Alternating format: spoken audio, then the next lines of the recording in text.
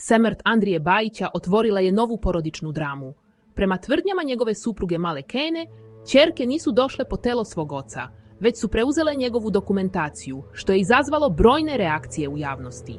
Vidno potresena, Mala Kana je u suzama stigla na VMA kako bi identifikovala telo svog supruga, a zatim otišla u pogrebno preduzeće u pratnji najbližih prijatelja. Pred okupljenim medijima rekla je da joj je najteže što nije uspjela da se oprosti od Andrije onako kako je želela i da će zauvek pamtiti njihov posljednji susret. Mala Cana je iznela tvrdnju da su Andrine ćerke uzele njegovu dokumentaciju, dok je istovremeno poručila da će svoja prava štititi zakonskim putem. Te tvrdnje predstavljaju njen stav i deo su porodičnog spora.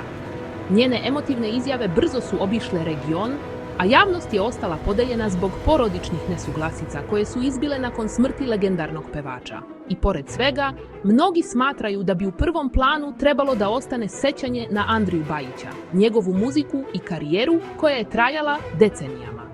Brojne kolege i obožavaoci nastavljaju da se opraštaju od čoveka čije su pesme obeležile generacije i ostavile neizbrisiv trag na domaćoj estradi.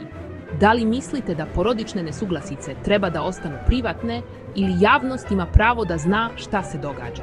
Pišite u komentarima i zapratite kanal za najnovije estradne priče.